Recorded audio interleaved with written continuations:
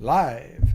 Good evening, everyone. Welcome to this week's live chat. It is, of course, Wednesday, August 23rd, and the tropics have decided to wake up. And boy, oh boy, have we seen a lot of activity. Now, to be fair, some of the tropical systems that have developed since Saturday have been questionable, but nevertheless, they were named.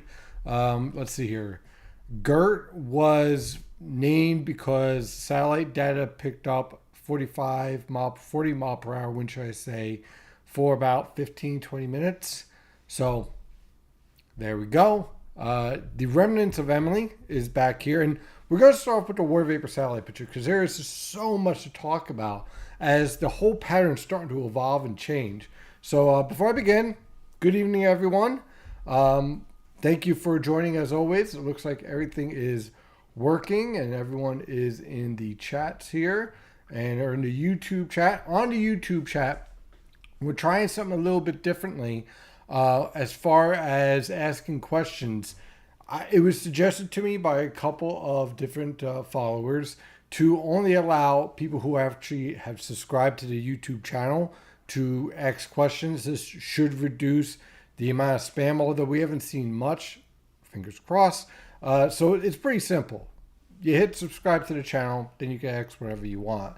So we set that up, and of course we are on X, in which we're still trying to figure out how to navigate that. But hey, we're live, so if you're watching, thank you for watching. And also, just to let you know, we are also on, let's see, what is it called? TikTok. Yeah, there it is. I started a TikTok channel because what the heck, right?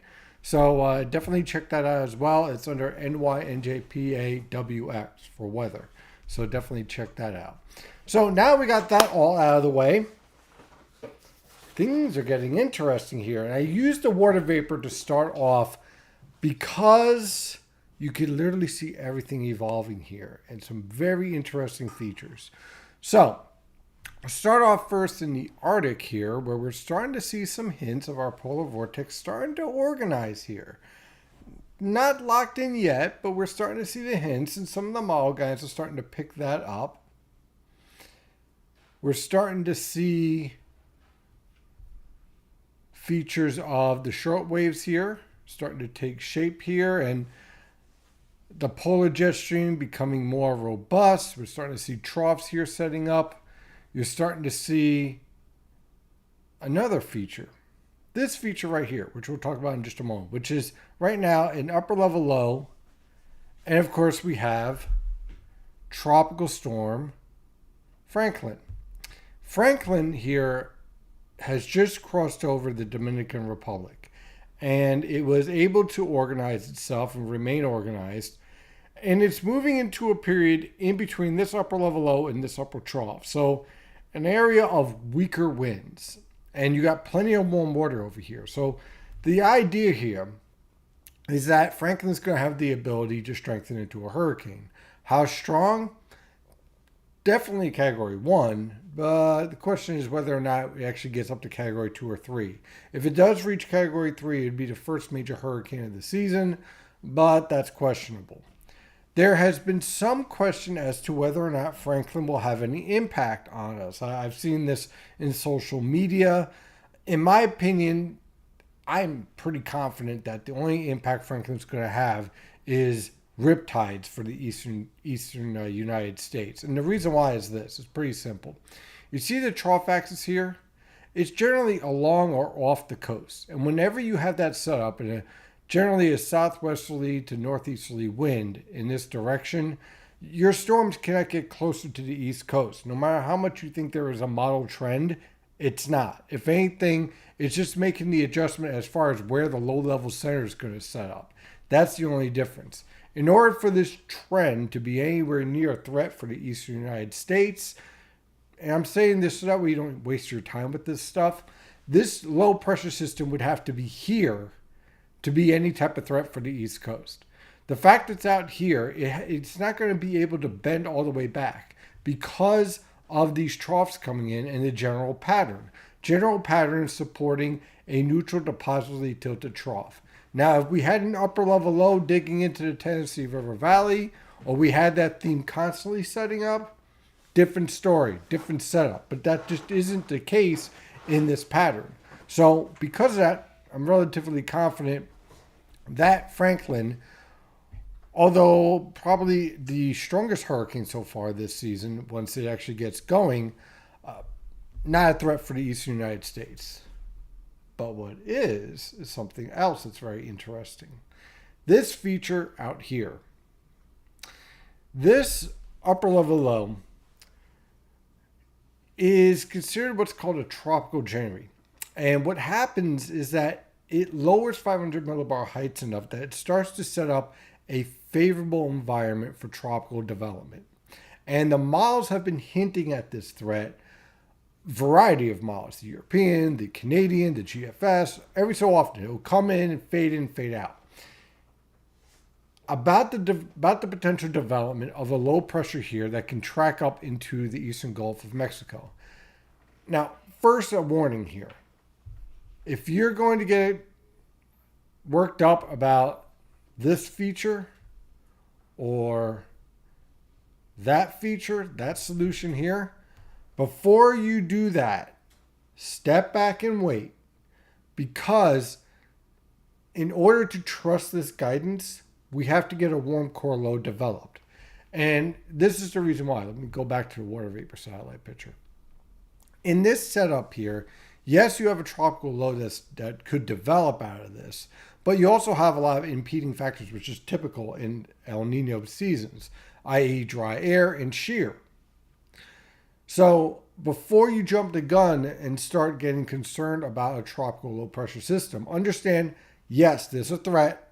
Yes, there's something that we have to watch, but we have no clue what the details are.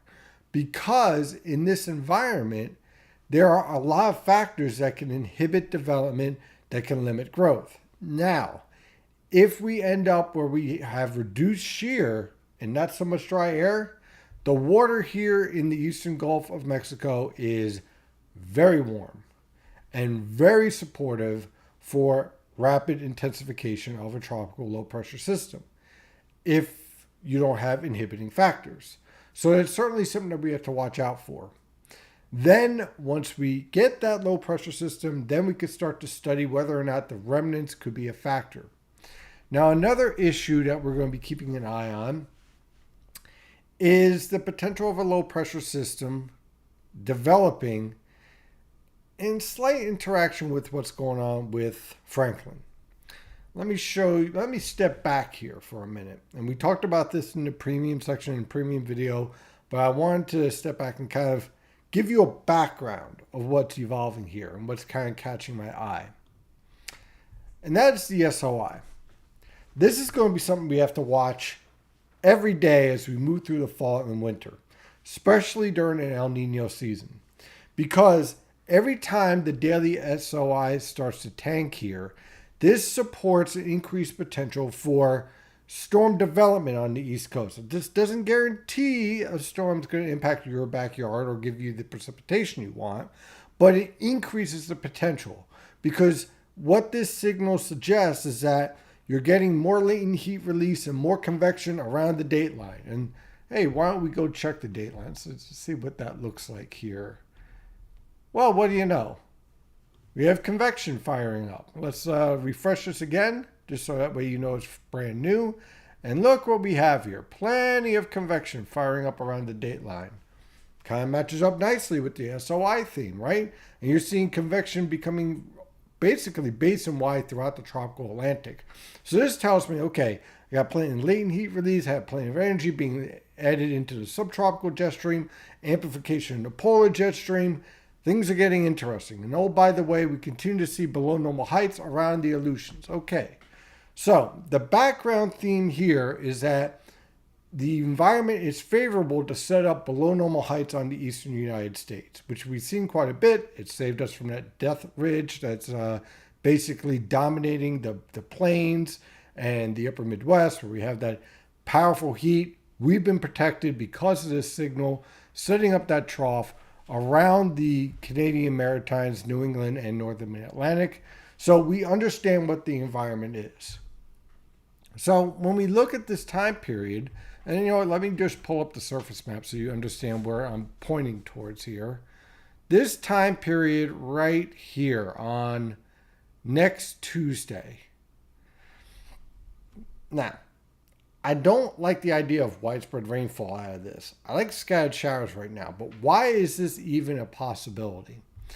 Well, the same reason why our hurricane at this point, most likely, if this forecast verifies, is going to get kicked out, is the same reason why we're going to see any type of cyclogenesis in this point. And it's this jet stream dynamic right here. See how it kind of fires up here? And you can see that nicely at 500 millibars and 850 millibars. And the vertical wind shear, you could see it. See that evolution? Okay, so what happens here is that you're stretching the atmosphere over the northern mid-Atlantic and over the coastal waters. This same jet stream intensification is essentially going to ensure that Franklin and all its influences are going to remain way out in the Atlantic. So this has nothing to do with Franklin. Anyone that says makes any suggestion about that, it ain't true. There is the only minor potential interaction here might be some moisture transport at the mid and upper levels, but even that is limited and more focused more towards northeastern New England here. That's pretty much it.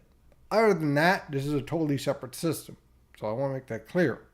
But I find it interesting because the jet stream dynamic supports a wave of low pressure that develops along the coastal plain and opens up the potential for scattered showers. Why am I interested in this?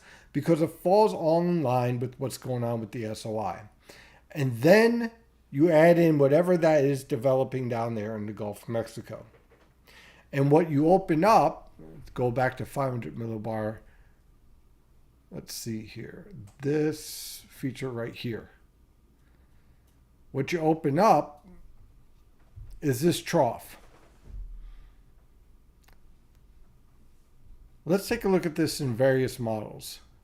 Here's the European ensembles, GFS ensembles, GFS, and European. All of them pretty much the same type of trough axis. Neutral trough axis right around the Ohio River Valley down through the Tennessee River Valley and east central Gulf of Mexico. The only concern I have here is that you get this storm to entrain moisture and try to rapidly move up the coast out ahead of this trough. The timing of this trough is going to be very important here. If this trough is a little bit slower, we could see whatever moisture is left over from this thing to lift up the coast. But given this feature right here, which is shown on every model guidance in one way or another, that would suggest that this all gets kicked east pretty fast. So I like the idea of leaning more east, but we have to watch the timing of this scenario.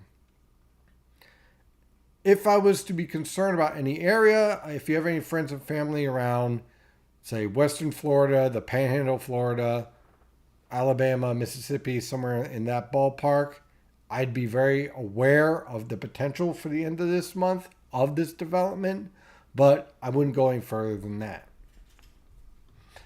Next, we have the next 48 hours. Actually, well, really 66 hours. With an impressive disturbance that is marching its way through. And in this scenario, we could actually look at some near-time data. So we start at 850 millibars. We have some strong PVA here. I should say strong frontogenesis setting up here at 850 millibars. This is essentially just a warm front lifting through tonight on through tomorrow. And that's going to open up the potential for scattered showers. You can see some of that developing already here on our weather tap radar. Let me refresh this real fast. This is going to be scattered, not a washout the next 2 days. But, well, when we take a look at the NAM guidance here, it does produce some really impressive thunderstorm signals here for Thursday night into Friday morning, and quite a bit of rainfall. So why isn't this a severe threat?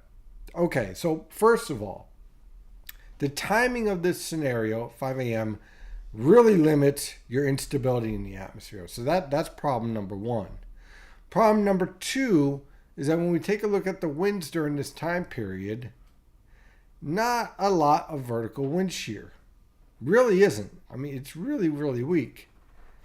Look at it at various levels, and it's all focused to the north of us. So what I like here is a couple of thunderstorms, a line of thunderstorms on early Friday morning, bring in some very heavy rainfall, but it moves pretty quickly. So when I see the combination of these factors, and I took a look at some of the BuffKit data for this time period, I like the idea of torrential heavy downpours on Friday morning, but not severe weather. With that said, the Friday morning rush hour is looking like a mess, absolute mess. So if you don't have to drive in on Friday morning and you have the option of working from home, I might actually pull that card for Friday morning, because you're going to be dealing with some very heavy rainfall and strong wind gusts heading into work on Friday morning. Now after that, by Friday afternoon, it's pretty quiet. So overall, once you get past Thursday night into Friday morning, it ends up being, not too bad. Then from Friday afternoon on through Saturday, you're just going to be dealing with a lot of scattered showers. Not a washout for the weekend, but certainly some instabilities and some unfavorable weather conditions for complete outdoor conditions. So if you have a pool party, you might want to push it off a bit. But if you do have to go out, or you do have to have some outdoor activities, it's not going to be a total washout, but have an umbrella handy. But it looks like the bulk of our rainfall is going to be late Thursday night through Friday morning, early Friday morning. By about 9 a.m., you're pretty much done with the worst. So that is the overall theme that I'm seeing with this pattern here. It's definitely developing to become one more active. When we take a look at our evolution of our tropical storm, you can see it starting to take shape here. One very interesting note, as it now is moving pretty quickly, by the way, to the north of Island of Hispaniola and the Dominican Republic right here. Here's the low-level center. I am noticing we're already starting to see some convection finally on the west side of this circulation. For a while, the shear has been keeping all the thunderstorms on the east side. We're finally seeing on the west side here. So it'll be interesting to see if we see some steady intensification setting up for this time period. So with that, I'm going to take some questions. Of course, we're going to start off with the premium side, as always, and then we'll go to the Facebook side and also anything else that might be showing up on Twitter, if it does. So let's see here. Non-weather note, field turf is a travesty. Well, yeah, I hate any of my football teams that plays on turf. I always get worried. Oh boy, looks like the Cowboys lost a couple players. That's too bad. How many storms would have been picked up with today's technology named under today's standard in the 40s and 50s? Forget the 40s and 50s. Let's do the 90s. Okay, let's do the 90s. What is the argument for that? Okay, they did a study where they went back and they did a study based on what they could find. And what they did find is that they would have found storms would have been stronger. I don't know what the frequency would have been if there was an increase. I would have to assume the following statements. One, no one even thought of the term subtropical storm in the 40s and 50s. So that would definitely be a factor. There's no doubt about that. Even the 90s, the idea of naming a subtropical storm just wasn't done. You numbered it, when we started to get starting to get an inkling of understanding of the different storm structures, but you didn't name it. It wasn't really considered part of the tropical season. But there was an attempt. Now, clearly, we're able to pick up these storms. Gert might have still been a tropical depression and not a tropical storm in the 90s. I can't say that for 100%, but I'm pretty confident that would have been the result. But the other systems definitely would have been. I mean, so far, the other systems we've seen, let's see here, the one in January probably wouldn't have been numbered. The other ones pretty much fell in line with what would have been observed. But I don't think that you can discount the enhanced ability that we have to follow these storms and to more accurately track them. And that's the whole point of having the satellite data. So that makes sense. So what I would say is that yes, there would have been an increase in numbers. Whether or not we see a how do I want to put this?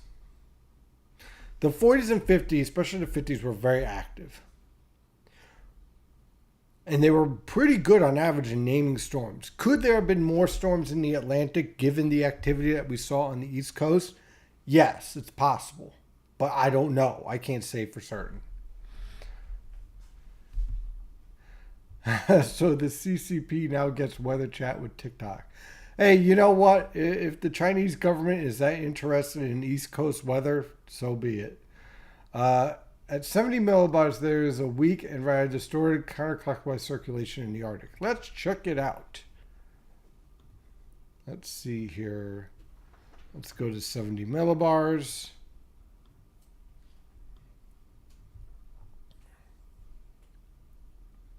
And let's see what we got. And we're starting to see the very start of a circulation. It's not really well established at all, but we're starting to see some development.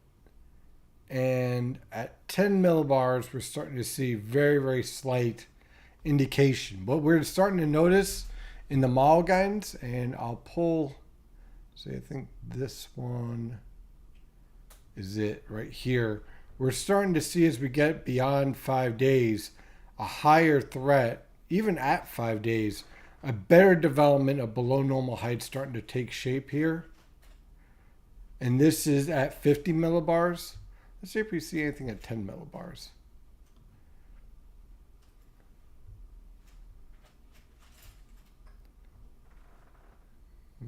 Yeah, we're starting to see a slight indication. So we're at the very starting stage here. At this time, don't jump to any conclusions on strength, orientation, or any of that stuff right now. It's essentially just at the very gestation part. It's very, very start of development. While this is happening, do not be surprised if the polar jet stream basically shoves a little bit further north, lifts a little bit further north, as we get a consolidation of the polar vortex circulation. I wouldn't be surprised to see that early to mid-September. We see the polar jet stream lift north briefly, and we get a bit of a warm period for a short period of time. I would not be surprised by that. Let's see here. There is a probably a better chance that northern northeast Canada snowstorm at the end of August, the GFS is showing, than Franklin hitting the U.S. Yeah, I would agree with that. Okay, sure. Will all the convection in the Pacific help generate typhoons that could potentially assist high latitude blocking? Certainly a potential that we could see more, but we don't have anything definitive yet. Like I always say, I always stick to my warm core rule. Wait for the low to actually form before jumping to any conclusions. But certainly an El Nino supports more activity in that respect. So it's certainly something that we're going to be keeping an eye on through the rest of the summer, which was about 2 weeks, and also through the fall. We definitely have to keep an eye on that. Any thoughts on Labor Day? Labor Day weekend. Well, the one thing I would say about Labor Day weekend as we head out towards that time period, I'm going to stretch it out. The polar jet stream is going to be relaxing a little bit, I think. I like the idea of a prolonged high pressure system.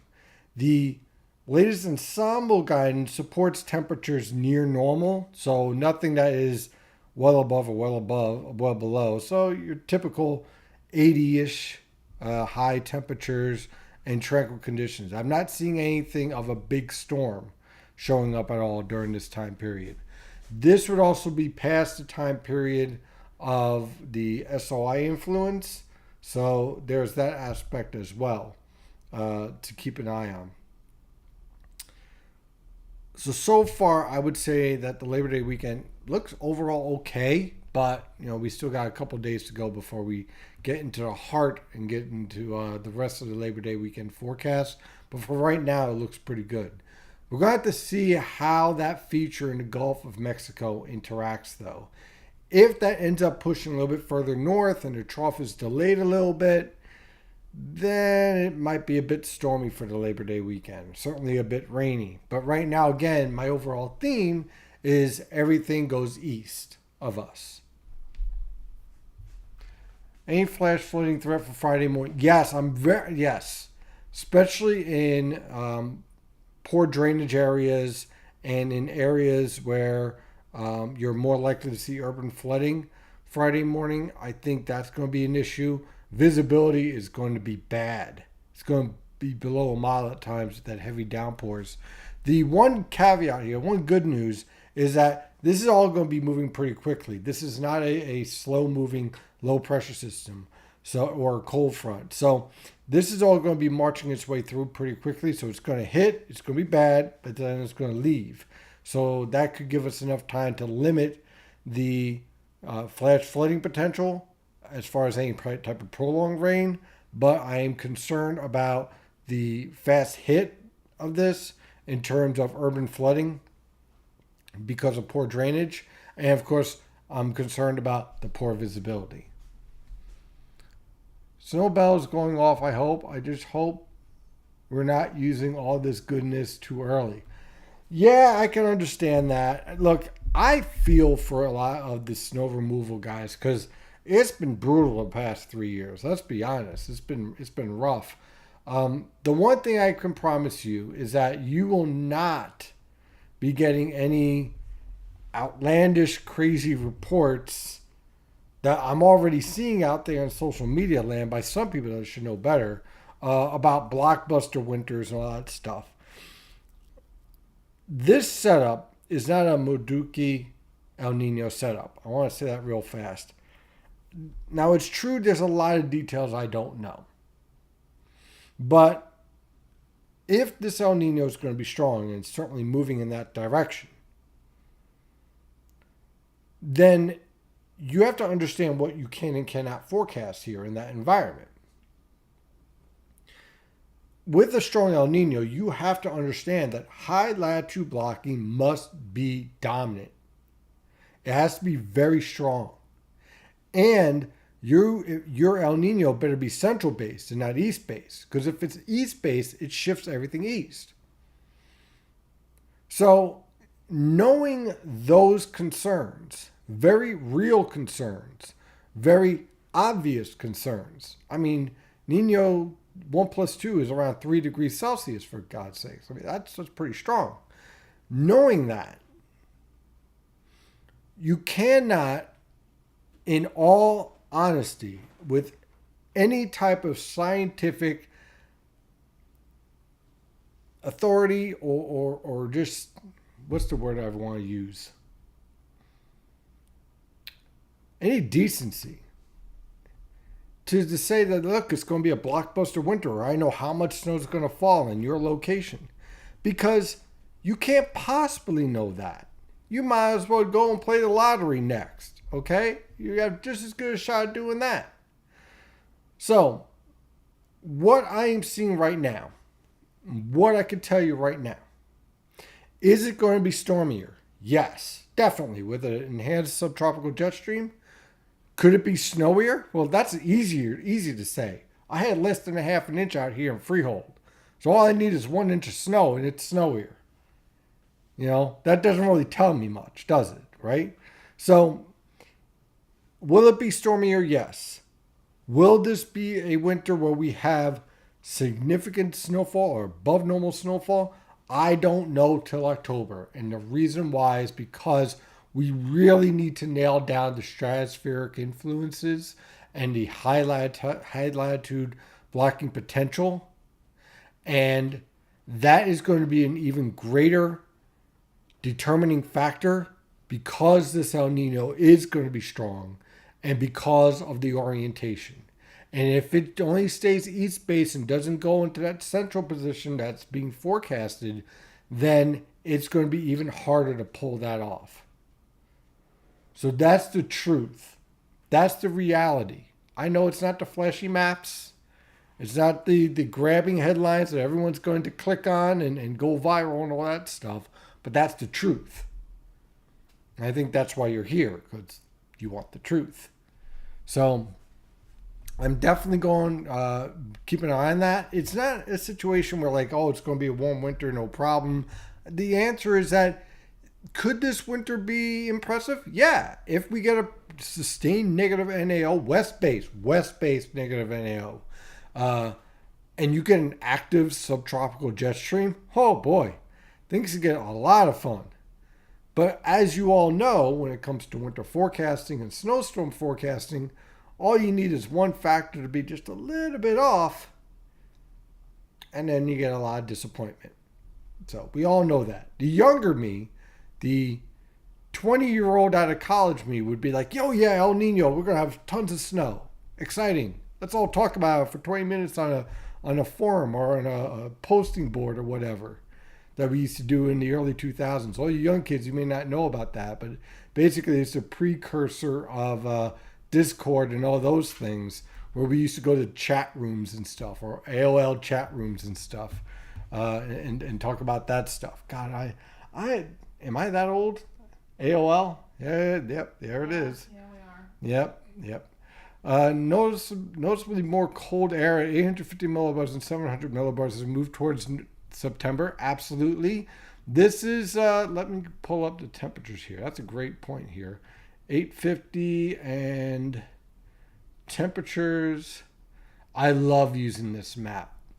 I love using this map in the fall because it gives, and it's a good idea to use this during the winter too. So definitely you want to use this during the fall and winter. Okay, so check this out.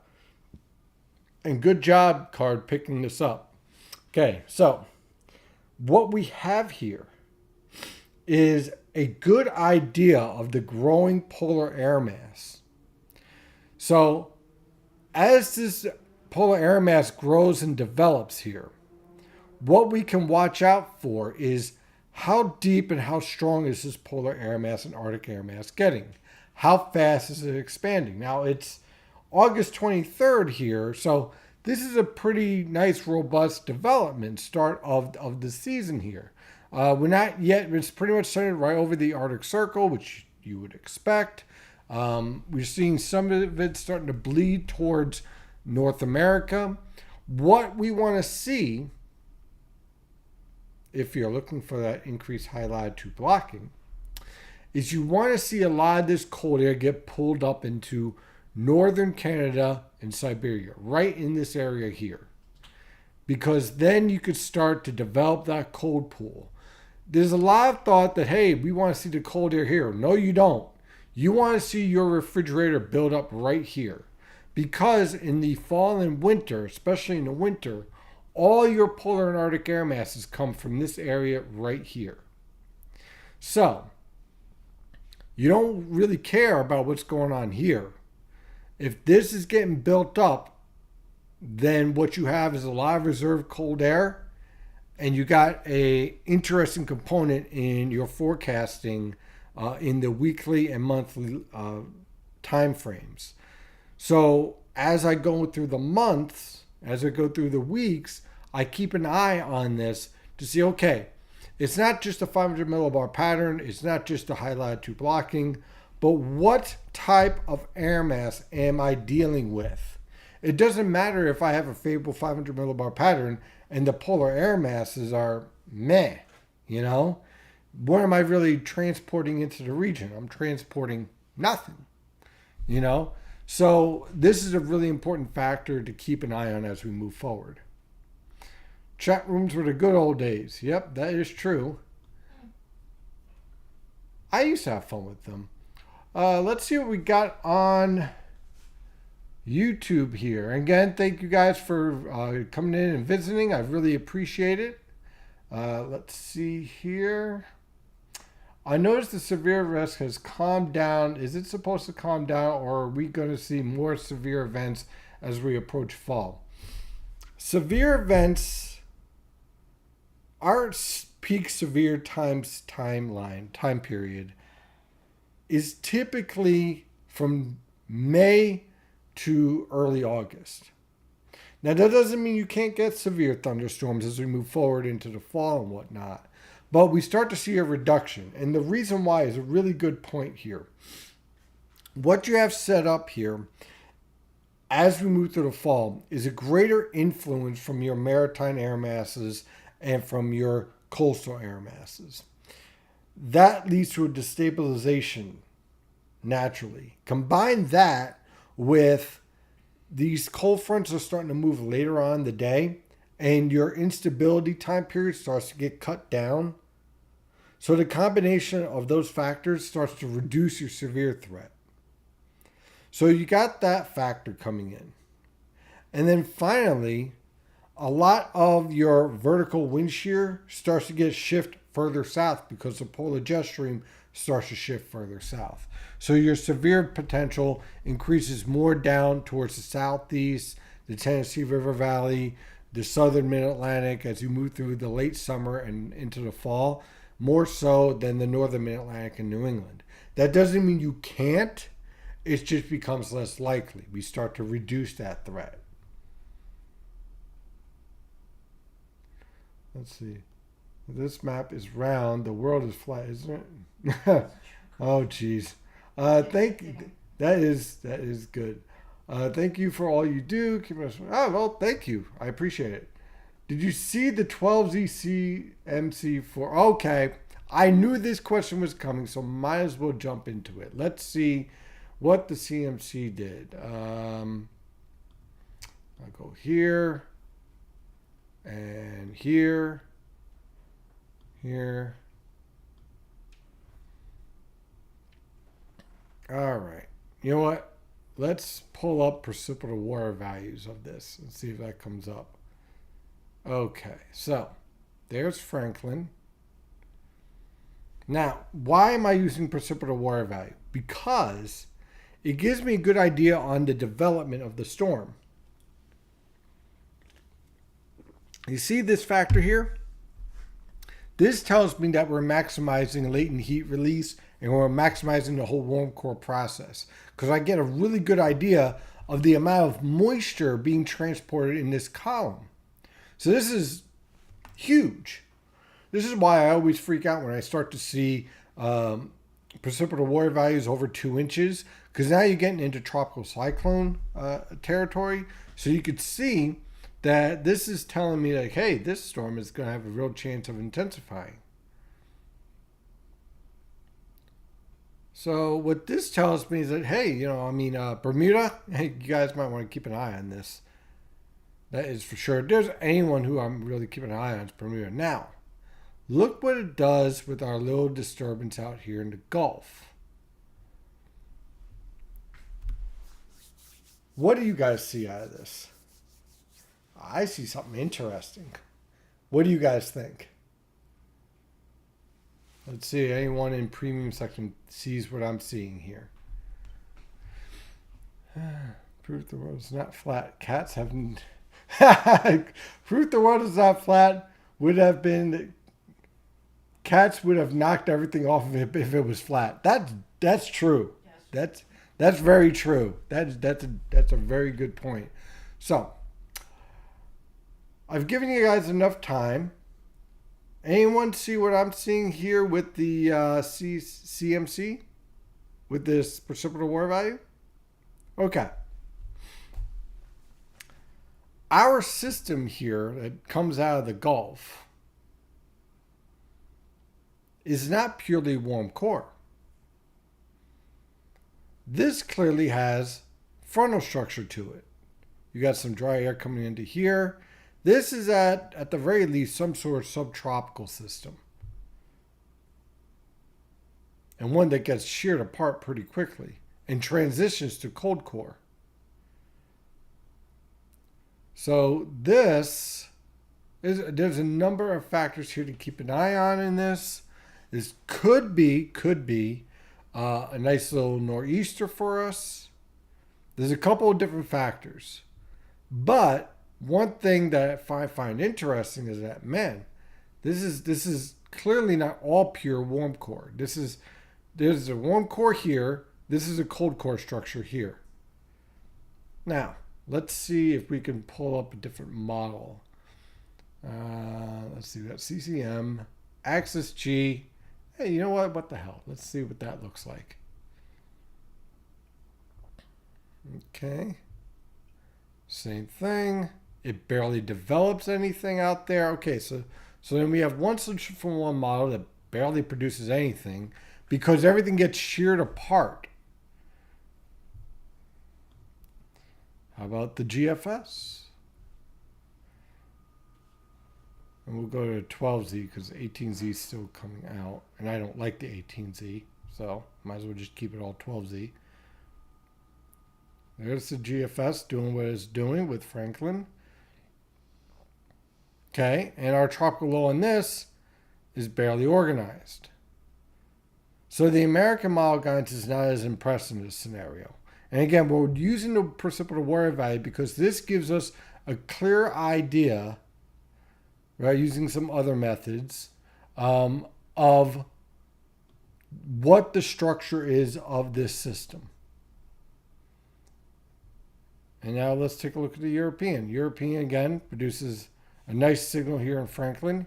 Here's our low pressure system. Now this one starts off as purely tropical. That's a signal. That's a signal. But look at that cutoff. Look at this. There's frontal structure, dry air transport right in here, and the core, warm core. So you clearly have warm core here, cold core around it. Looks like a subtropical development out of this. Yeah. So what this does is that it also tries to produce a subtropical structure out of this, but it keeps a stronger warm core than the Canadian guidance. But because of the active polar jet stream, it basically forces the storm right out into the Atlantic, which is a possibility. So what have we learned tonight? We have learned that we have a lot of different options with this scenario, with this, whatever this feature might be coming around the Yucatan Peninsula into the eastern Gulf of Mexico. We know that we have three different potential storm structures here. One, sheared apart, no issue. Two, mostly tropical, transitioning to extratropical. Or three, subtropical, transitioning into extratropical, possibly lifting up the coast. So that's a wide range. So the best thing to do in this scenario is just be aware of the potential, but don't jump the gun yet, okay? We have to wait and see how this all evolves. There's a lot of missing data here in this scenario. But in order to not get fooled by the different looks as far as your surface map presentation, what you want to do is study the precipitable water values and see the storm structure for what it is, and then understand what that potential is with that storm structure. Because otherwise, when you see this, you start getting very concerned. So that's why you always kind of look at the various guidance and start to combine to see what the storm is.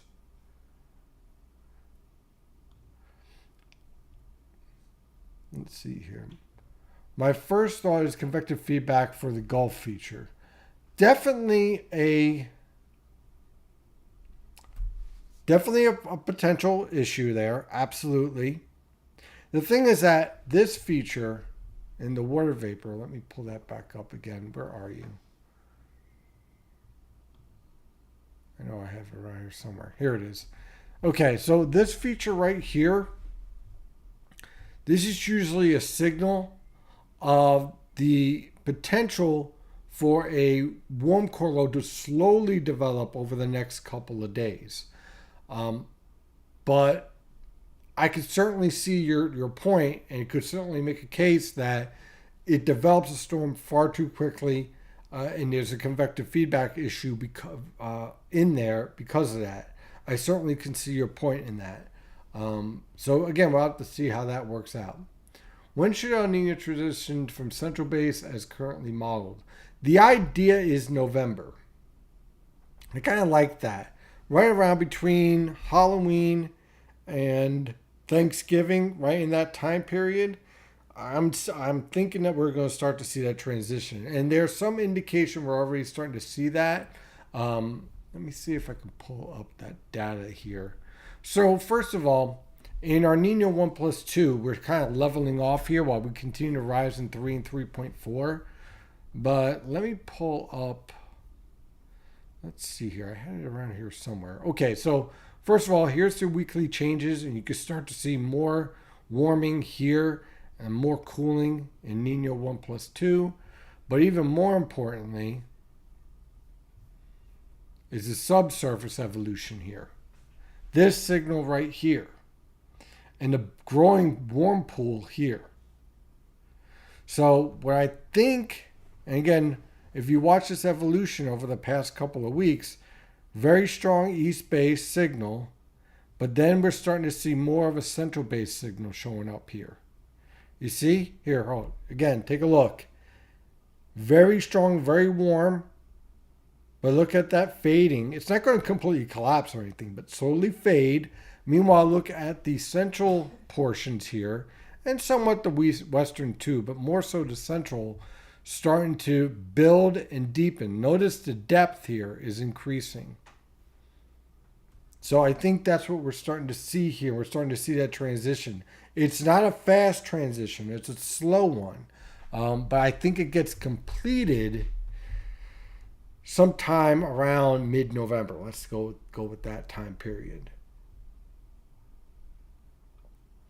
Let's see here. Given the 250 millibar jet, it seems that shear apart scenario all have to be taken very seriously. Yeah, no.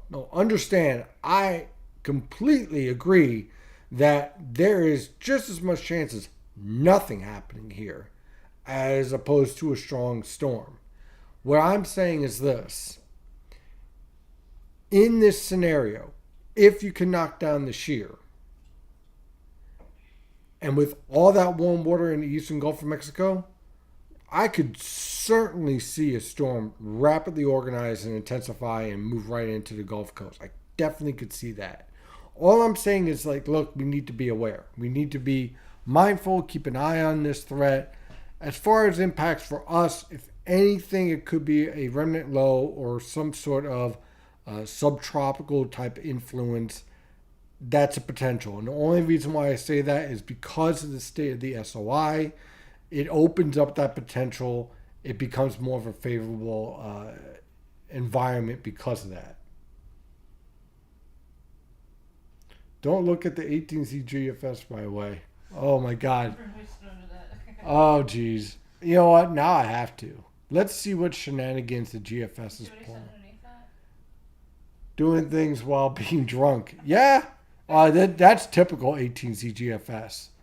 All right, let's see what it's doing here. Let's see. Here it is.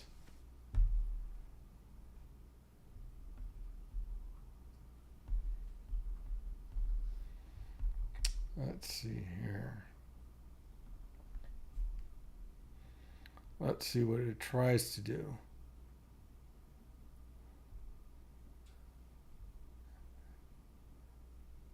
Sends up. So far, it's not too unreasonable. And I don't know. Oh, hold it. Well, no, I don't see anything too crazy. It basically went with that sheared idea on the 18Z GFS. Nothing too crazy. It does produce a very robust Franklin. That could be a cat, maybe a cat 3 or 4.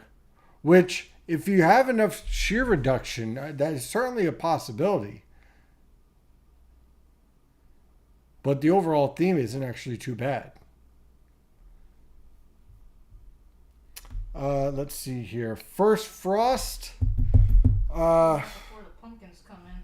Yeah, right. When I say so, I want my pumpkins. No,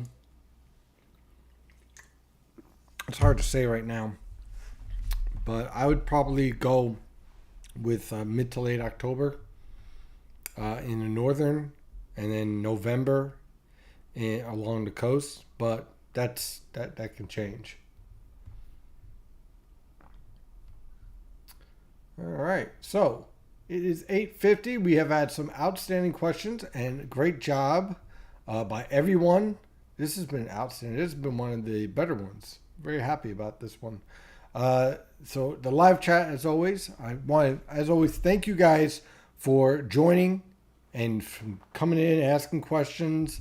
I really appreciate it, especially during the summer. We're starting to move towards the fall and winter, and that means that, yeah, I got a feeling that things are going to be getting very interesting around here. And now with the one thing I'm looking forward to as we move towards fall and winter is the way that we have the studio set up. We're going to be able to do more with the board, and we're going to have more access to books. And since we have a yard, we can do measurements. And we can do measurements live. Yo, old man, the live coverage is going to be off the hook. I can't wait because we'll be able to do live coverage of the storms. We'll be able to look at the storm and stuff. We'll be able to go outside, and measure the snow. It's going to be great. It's going to be a lot of fun. So I'm looking forward to it. It's going to be a work in progress, but definitely something well worthwhile, and it's going to be a lot of fun.